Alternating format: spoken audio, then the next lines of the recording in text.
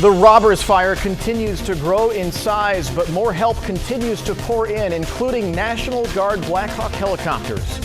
And miles away from the front lines of the Robbers fire, evacuees' animals, including horses, are finding refuge at the Gold Country Fairgrounds. We'll have the latest in a live report.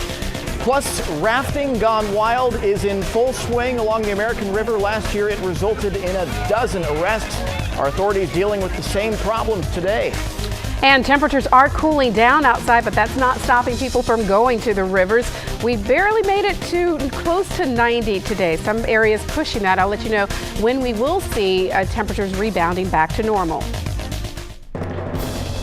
Well, we start off tonight with the Robbers fire burning in Placer County. It is day 4 of the fire, and so far it has burned more than 1,400 acres and is 20% contained. Nearly 2,000 firefighters have now joined the effort.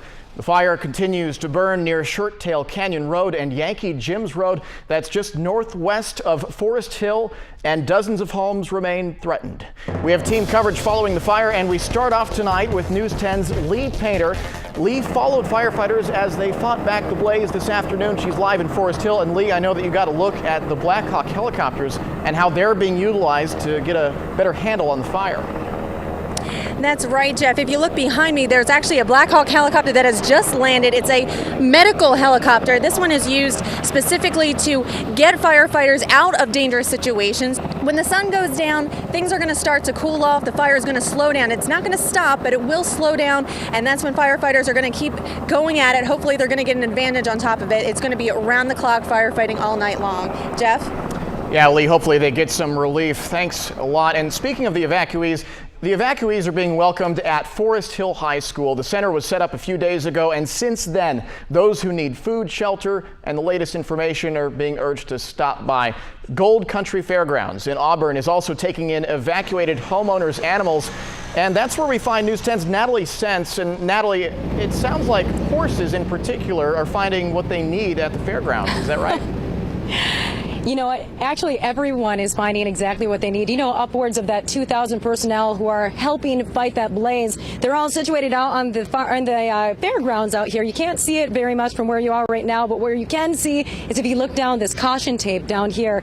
You know, same thing with the dogs. We have to really be careful. A lot of the firefighters, quite frankly, they want to, they miss their pets at home and they want to come walk the dogs. So we have to be very careful because it's somebody else's property. We want to make sure we take care of them and they don't get lost or loose. Absolutely. Thank you very much for being here with us, Mike Winters. Oh, and we're very friendly horses out here, obviously very well trained and very well suited to be with people. But when it comes to donating to their cause, if you want to help with any financial or physical donations, you can go to the Auburn shelter, and that's located here in Auburn. Reporting live at the fairgrounds, Natalie Sense, News 10. Don't worry, Natalie, they don't bite. He likes you. Natalie, thank you so much. You know, it's good that those horses are finding some relief. The question is, will firefighters find some relief? Darla, I was up there covering the fire a couple days. I saw the temperatures go from the hundreds to the 90s. What's going to be like this weekend? Any chance of rain? I know no chance of rain, Jeff, unfortunately. And the thing about it, temperatures are cooling down a bit. So you have the cooler weather as well as the calmer winds, and that is going to help with the firefight. But you still have to remember, it's still very hot up there, and the winds do become erratic around the fire itself. Darla, thanks. We're following a developing story out of West Sacramento. Police are searching for a suspect, possibly 2 suspects, who opened fire on a West Sacramento business. The shooting happened on the 1800 block of Enterprise Boulevard. We've got a map there for you. Several streets in the area remain closed, including portions of Enterprise and Industrial Boulevard. So far, fortunately, no reports of injuries. Police do have a good idea of who they're looking for. At one point, they thought maybe one of these suspects were holed up in one of the warehouses, but we called police. They say that it's not a standoff at this point, just a search. We do have a crew out there, and we'll bring you live pictures as soon as they become available.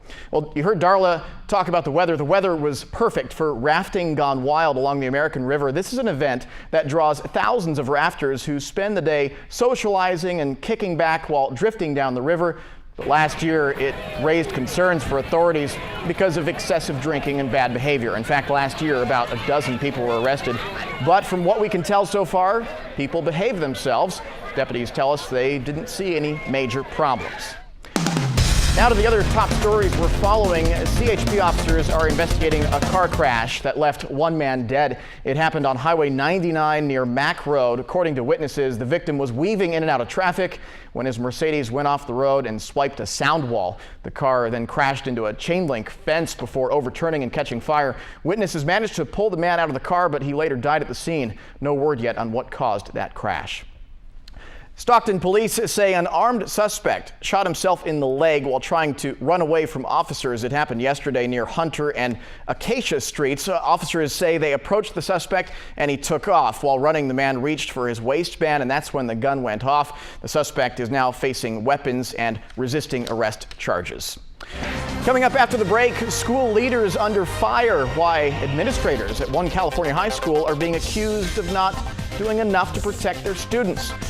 Plus, a decades-long manhunt is finally over, where they caught one of the country's most wanted men. And a Chico home goes up in flames. Why a spider web and a homeowner's bad decision is to blame. We'll be right back.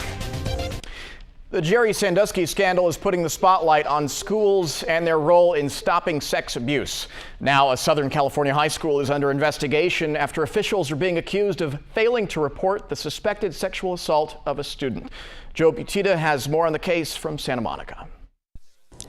It's a small private high school on the outskirts of Santa Maria. A California man was finally arrested after 23 years on the run. Officers say 45-year-old Vincent Walters was caught working at a Mexican airport. Walters was wanted for the 1988 kidnapping and murder of a San Diego woman. He was the U.S. Marshal's 15th most wanted fugitive until now. A homeowner's attempt to get rid of some pesky spiders caused one Chico home to go up in flames. These are photos of the aftermath. According to the Chico Enterprise record, a homeowner was using a blowtorch to remove spider webs in the yard. Eventually, the flames ignited some nearby dry plants, and before long, the home was on fire. The family managed to get out safely, but the fire caused about $25,000 in damage to the home. Darla, a blowtorch, dry conditions, not smart.